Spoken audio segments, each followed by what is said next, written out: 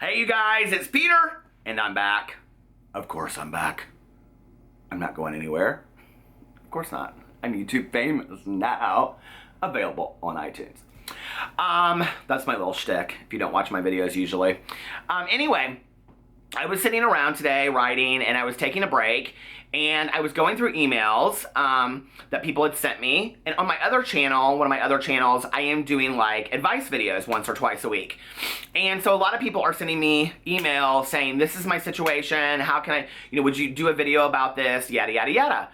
And one of the emails that I received was from a young man who is 22 years old, and he was talking about his coming out process and how it wasn't extremely difficult, but it was kind of on the heels of being bullied for, growing up in high school and things like that. And now that he was in college, he was, hanging out with his friends and drinking a lot and smoking a lot of weed and, eating pills from time to time and all that kind of stuff. And he was like, I'm not really sure if I have a problem. I don't really think any of this has to do with me being gay, that I'm like drinking a lot and my friends are kind of worried about me. And I was like, this so sounds like my story. And I was like, you know what? I've kind of gone back and forth a lot with like telling this story, but I think today's the day to do it. Because I've reflected a lot back on this issue actually, and I think that there's maybe a lot of young guys out there that could relate to this. I don't know, maybe even a lot of older guys out there, a lot of young women, whatever category you fit into. I think that sexuality and substance abuse go together hand in hand sometimes. And so I thought, you know what, I'm gonna do this video and I'm just gonna share my story. And if one person out there relates to it or helps one person, I think that's a great thing, right? So let me tell you a little bit about my story. I come from a long line of alcoholics, mostly on my mother's side. And I started drinking when I was 12 years old. I used other substances when I was in high school. I ended up getting sober when I was 22 years old. And at that point, I was drinking on a daily basis. I was drinking a fifth and a half of Jack Daniels, like 2 to 3 40s of malt liquor, and like Colt 45. I loved it. And smoking weed all through the day. And eating pills, mostly Vicodin. And I had also started, like a year before that, using cocaine. And was smoking it and snorting it. My life was pretty much out of control. I mean, completely out of control. I was no longer enrolled in college. My dad had no clue that I wasn't enrolled in college. My mom had no clue I wasn't enrolled in college. My life was a complete mess. And I really didn't care if I lived or died. And I think that that's the difference today. It wasn't that I ever wanted to die, although I will say that when I was in treatment, my counselor said to me, you're kind of like acting out suicidally. And I was like, no, I'm not trying to suicide. And she goes, well, you're killing yourself slowly. You don't seem to care about it, which was really like a wake-up sign to me. I was like, oh, she's so right. What was interesting is that I got sober at 22. I came out at 18. My story was very similar to this young man's that emailed me because I had been bullied from first grade all the way through high school. And I don't just mean like people calling me fag in the hallway. I mean like ruthlessly bullied, okay? Thrown into lockers, pushed downstairs, slammed into cars. I mean, it was horrible, okay? Even to the point of having somebody follow me home one day from high school behind me and, trying to, I don't even know the word, saying that they were gay too, and they were a very popular person, and that they wanted to have sex with me, and if I wasn't willing to do it, that they were gonna tell everybody that, all this kind of stuff. It was horrific, okay? A lot of threats, a lot of things that I never told my parents, have not even told my dad, who's still alive to this day. Never told counselors, didn't feel comfortable with, was terrified, lived in terror all the time, and lived in absolute fear. I had really good, close girlfriends that protected me, but they didn't even really know the full picture of what was going on. So I come out the June after I graduated from high school on my birthday. I came out actually on my 18th birthday at the end of June. And like immediately, I had a fake ID. I was going out to gay bars with my girlfriends, and I was living the life, okay? We were drinking at home, we were drinking out. I had really good fake ID, so I could go into any liquor store, even though I looked about 15 at 18. I could go into any liquor store and buy whatever I wanted to buy. You have to remember, I've been using substances now since 12 years old, so I'm a pretty sophisticated drinker at this point, okay? It's not like I'm just like drinking just to get drunk. Like I'm drinking, at parties, and I'm not making it, sound any different way, but it's just like I'm literally drinking all the time. And by the end, what would happen is I would get up, and I actually have written a whole blog entry about this on my old blog. I'll see if I can find it, and I'll link it below, about the day that I actually went into treatment. It took me, I would get up in the afternoon, and it would take me like I would mix vodka and Pepto-Bismol together to settle my stomach, and then I would take like 2 Vicodin and smoke some weed, and it would take that just to get me kind of normal and not shaking. That was at 22 years old. When I was going out between 18 and 22, I was dancing till 4 or 5 o'clock in the morning, hanging out with friends, blacking out literally on a regular basis. And the difference, if you don't know, between a blackout and a pass out is when you just drink and drink and drink, and then you just go out, you fall asleep. A blackout is when you continue to perform normally, and the people around you probably don't know that you're in a blackout, but you will not remember pieces of what happened. So it's like you come in and out of the night the next day. So like looking back, you might remember and this means, I'm telling you, if you experience blackouts, this either means that you have a predisposition with alcoholism in your family, or you are a problematic drinker, which means you probably need to seek some help, okay? Because blackouts do not get better. And not everybody experiences blackouts. And what's interesting to me, or was interesting to me at the time, that was when I went into treatment, and it was not my first treatment.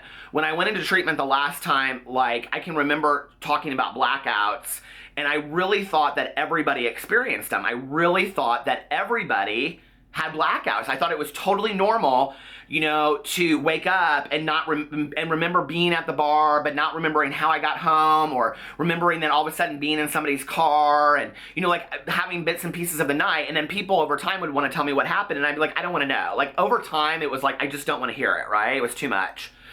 And so what was interesting, though, was during that period of between 18 and 21, my entire life revolved, about going out, dating guys, hooking up with guys, all that kind of stuff. And I felt liberated. I felt, for once in my life, completely free, that I could live my life the way that I wanted to live it. I didn't feel like I had to hide from anybody anymore.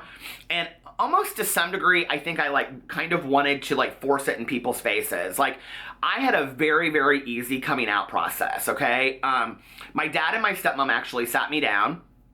My stepmom had heard through her hairstylist, who was also my hairstylist, that he had seen me out at some gay bars. So my parents sat me down, and they just straight up asked me, "Are you gay?" And I told them, and my dad was like, my dad's a doctor, and he was like, "Peter, I don't feel like it's any different than, you being born with blue eyes. I think it's genetic." And he was like, "We love you. You know that. We don't care. Feel comfortable to bring, your boyfriend, whoever, over to the house. We're totally okay with that."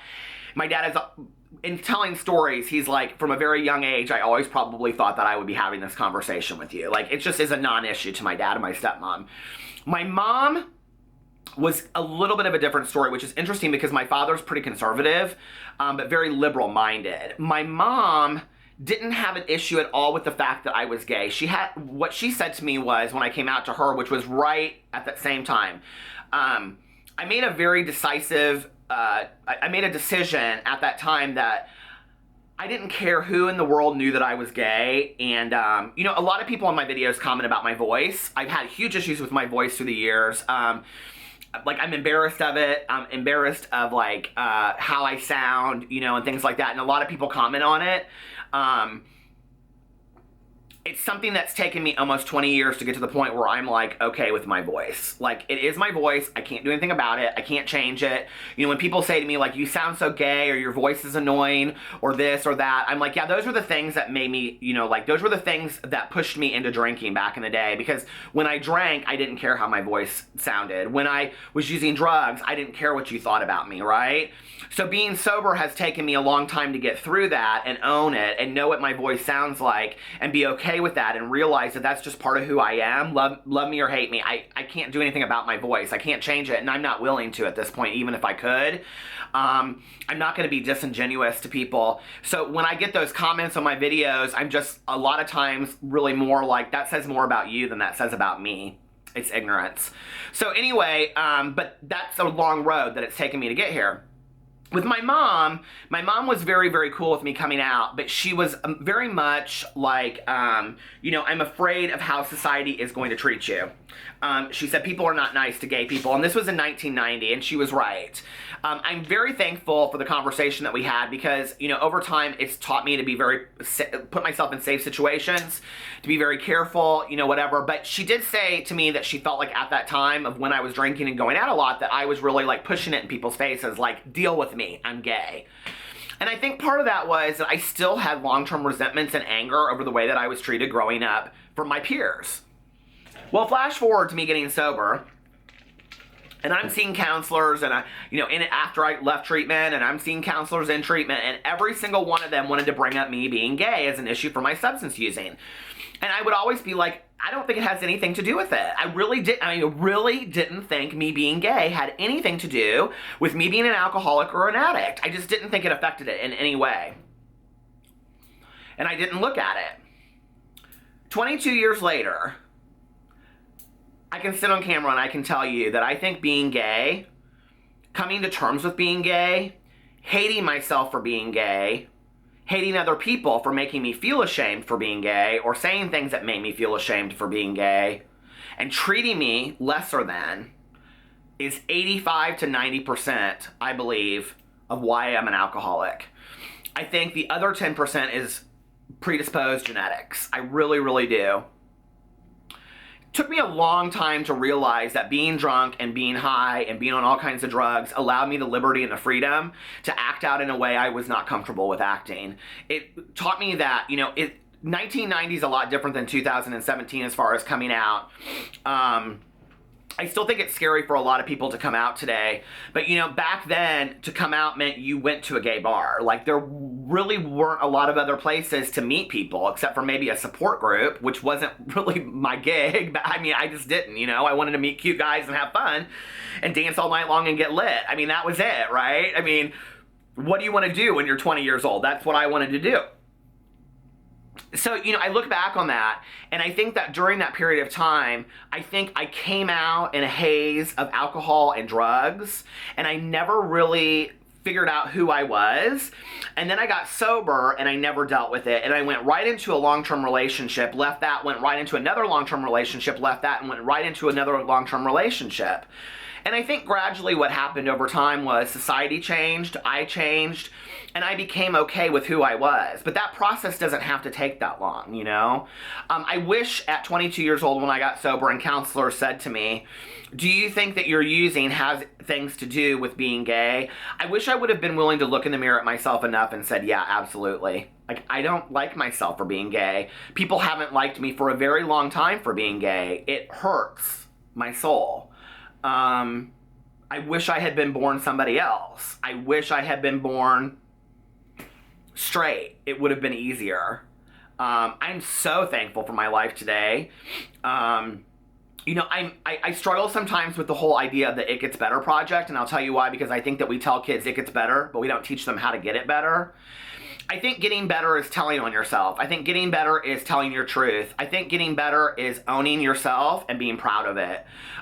Pride for me is knowing who I am, knowing what I am, and being okay with that, and being proud enough to share my story so that other people can learn from that. I'm very proud of myself today. I have an amazing life. There were times in my life that you could never have told me things will get better, life will be good, and I would have believed it. I thought my life was going to be a bag of shit for a very long time. When I was in high school, I could never have imagined that I would be married to a gorgeous husband, have 3 dogs, an amazing career, a house, 2 in-laws and my family that are accepting of him and they're accepting of me, and we travel all together. We have an coolest life in the entire world. My husband and I own a website. We interview DJs. We go around to music festivals around the world. I have a fun life. I think it's so cool. And I don't think it's a question of would I choose to be straight versus would I choose to be gay today. I just know that I wouldn't trade my life in today for something else. So, and the fact that I am allowed to love who I love today and have an amazing life is so it's just so prolific to me. It's just the coolest thing in the entire world that, let me kick off my shoes here. It's just so cool to me that I can have all that and I don't have to feel ashamed of it, and neither do you. There are people out there that will listen to you. Okay, email me. If you want some help, if you just want to share your story, if you just want to tell somebody else what you're going through, email me, tweet me, snap me. I'm here, you know? Find somebody. There are lots of gay YouTubers out there that are young, that are amazing role models right now, you know? That are putting a lot of wonderful, you know, things out there into the world. There's a lot of older gay YouTubers out there right now that are putting, you know, discussions out there for people that are older that are coming out, because that process is really difficult as well. But we do not have to harm ourselves with eating, with self-harm, with alcohol, with drugs, with gambling, with, you know, promiscuous sex, on and on and on. You know, we can love ourselves and say, I'm okay. It's gonna be okay. I don't have to hate myself. Life is gonna get better. It will. Trust me, okay? Because if you've ever had the worst day of your life and now you're living today and it's not so bad, you know it's gonna get better at some point. It really is, you know? And for me, the way that it got better was starting to own my truth. It was starting to tell on myself and say, you know what? I am kind of ashamed of being gay. I don't love being gay. I wish my life circumstances were different. And once I started talking about that and getting out and working through it, I was able to put down the drugs. I was able to put down the alcohol. I was able to talk to people about things. And I started to realize, you know what, there's a lot of people out there that live really amazing lives that don't abuse substances that are gay. And I can have that too. And you can have that too. If you're younger and you went through what I went through and you're questioning, you know, like if you're drinking a lot or using a lot of drugs because that's the only way that you can numb the feelings that you have inside, put it down, seek some help. Trust me, life will get better. I love you guys so much. You know, I post daily content, and I know this video is a little different than what I usually do, but I wanted to do something kind of, you know, telling my story today a little bit. Follow me on all my social media. I'm super interactive with you guys. I love you. Talk to you later. Bye.